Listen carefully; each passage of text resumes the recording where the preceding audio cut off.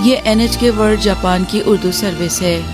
ہماری یہ نشریات short wave, medium wave, satellite اور انٹرنیٹ پر سنی جا سکتی ہیں۔ یہ نشریات پاکستان میں رات 9 بجے اور بھارت میں رات 9:30 پر شارٹ ویو 9440 کلو ہرٹز پر سنی جا سکتی ہیں۔ مزید تفصیلات کے لیے ہماری ویب سائٹ ہے nhk.jp/urdu۔ اردو نشریات کا آغاز ہوا چاہتا ہے، ہمارے ساتھ رہیے گا۔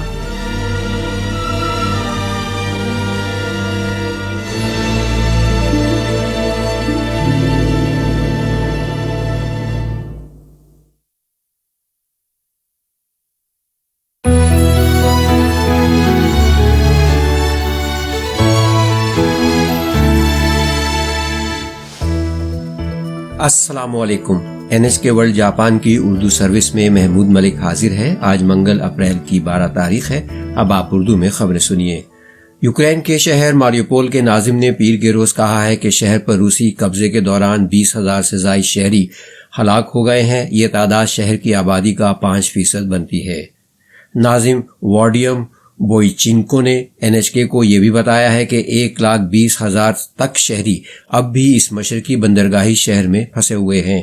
انہوں نے روسی فوجی دستوں کو تنقید کا نشانہ بنایا جو اپنی قائم کردہ چوکیوں پر شہر سے باہر نکلنے والی بسوں اور گاڑیوں کو روک کر انہیں دوبارہ شہر میں جانے کا حکم دے رہے ہیں۔ امریکہ کے ایک تجزیاتی ادارے institute for the study of war نے اتوار کے روز جاری کیے گئے اپنے تازہ ترین تجزیے میں کہا کہ روسی افواج نے ماریوپول میں بچی کچی یوکرینی افواج کو 2 مرکزی جگہوں پر الگ الگ محصور کر دیا ہے۔ یوکرین کی وزارت دفاع کے ایک ترجمان نے پیر کے روز مغربی ممالک کی خفیہ اطلاعات کے حوالے سے یقین ظاہر کیا ہے کہ روس نے مشرقی یوکرین میں بڑے حملوں کی تیاریاں مکمل کر لی ہیں۔ تاہم ترجمان نے مزید کہا ہے کہ یوکرینی افواج بھی خطے کے دفاع کے لیے تیار ہو چکی ہیں۔ یوکرینی نیشنل گارڈز کے ایک فوجی یونٹ نے روس پر الزام لگایا ہے کہ اس کے فوجی دستوں نے ماریوپول میں فوجیوں اور شہریوں کے خلاف زہریلے مادے استعمال کیے ہیں۔ روس کے تباہ حملے کے خلاف اس بندرگاہی شہر کا دفاع کرنے والی یوکرین کی آزوف ریجمنٹ نے پیر کے روز سوشل میڈیا پر پوسٹ کیا کہ لوگوں میں سانس لینے میں مشکلات کی علامات ظاہر ہو رہی ہیں۔ امریکی وزارت دفاع کے پریس سیکرٹری جان کربی نے پیر کے روز ایک بیان میں کہا کہ وہ ان رپورٹوں سے واقف ہیں جن میں الزام لگایا گیا ہے کہ روسی افواج نے ماریوپول میں ممکنہ کیمیائی ہتھیار استعمال کیے ہیں۔ انہوں نے کہا اس وقت ان دعووں کی تصدیق کرنا ممکن نہیں ہے، تاہم حکام صورتحال پر مسلسل قریبی نگاہ رکھے ہوئے ہیں۔ انہوں نے کہا کہ اگر یہ رپورٹس درست ثابت ہوئیں تو یہ شدید تشویش کی باعث ہیں۔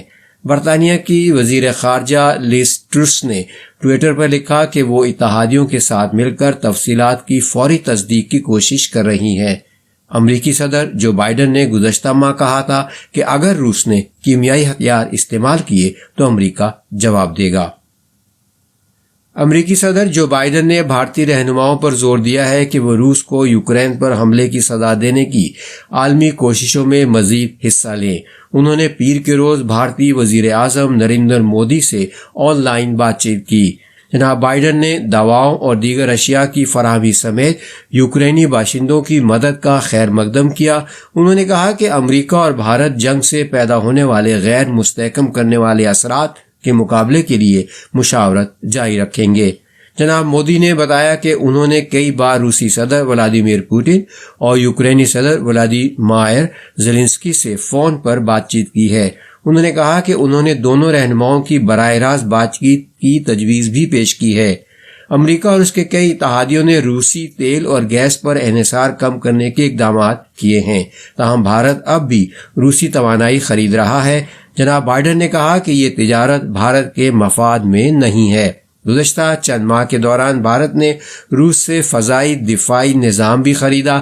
امریکی عہدیداروں نے اسے پابندیوں کی دھمکی دے دی ہے۔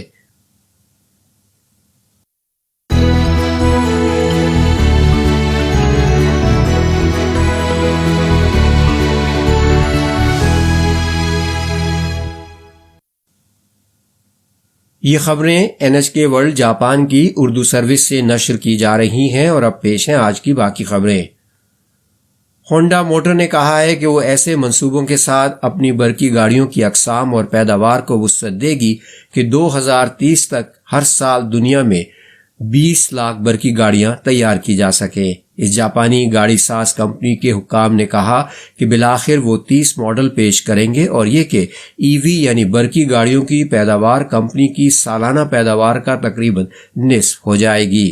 گزشتہ سال دنیا بھر میں ہونڈا کی لائنز پر تمام اقسام کی ٹوٹل 40 لاکھ سے زائد گاڑیاں تیار کی گئی تھیں۔ اس کے حکام کا کہنا ہے کہ یہ گاڑی ساز کمپنی 2024 میں تجارتی استعمال کے لیے ایک منی نمونے کو متعارف کرانے جا رہی ہے اور جو کہ اس کی اپنی نئی EV حکمت عملی میں پہلا قدم ہوگا۔ اس گاڑی کی قیمت 10 لاکھ سے 20 لاکھ ین کے درمیان یعنی لگ بھگ 8,000 سے 16,000 ڈالر تک کی ہوگی۔ یہ حکمت عملی 2024 کے موسم بہار میں تمام سالڈ اسٹیٹ بیٹریوں کے لیے ایک نمائشی لائن تعمیر کرنے پر بھی زور دیتی ہے۔ توقع ہے کہ اگلی نسل کی جدید ترین آلات برقی گاڑیوں کے درجے کو ان گاڑیوں کے فاصلے سے کافی بڑھا دیں گے جتنا فاصلہ اس وقت لیتھیم ایون بیٹریاں استعمال کرنے والی گاڑیاں طے کرتی ہیں۔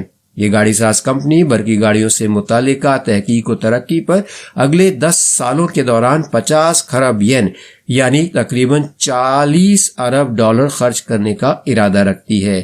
اس سے پہلے ہونڈا نے یہ اعلان کیا تھا کہ وہ 2024 تک اپنی لائن اپ میں تمام نمونوں کی گاڑیاں برقی یا ہائیڈروجن پاور سے چلنے والی بنانے کی خواہش رکھتی ہے۔ یوکرین میں جنگ کے باعث خام مال کی قیمت میں اضافہ ہو رہا ہے اور جاپانی کمپنیاں سختی محسوس کر رہی ہیں۔ آجر قیمت اشاریہ یعنی پروڈیوسر پرائس انڈیکس کئی ماہ سے اضافے کا رجحان جاری رکھتے ہوئے مارچ میں دوبارہ بڑھ گیا ہے۔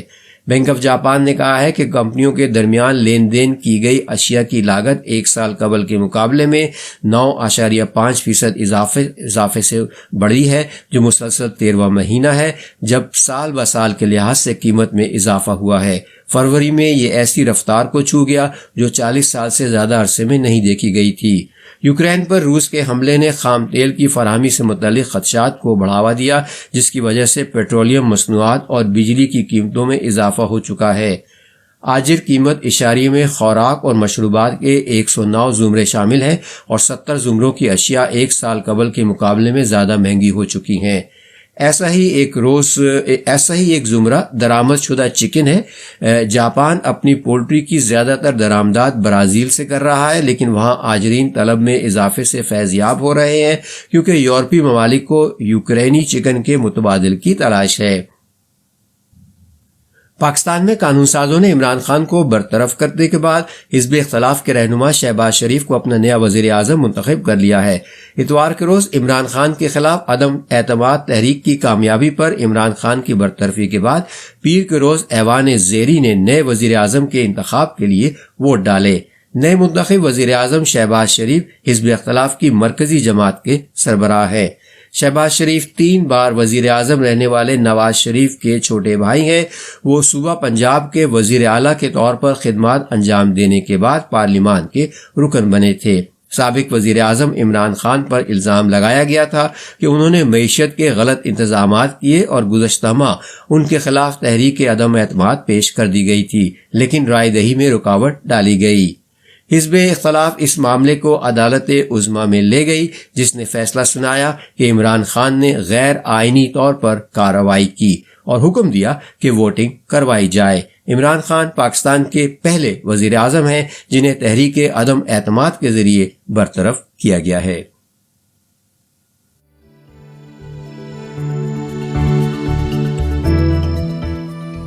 NHK ورلڈ جاپان کی اردو سروس سے خبریں ختم ہوئیں۔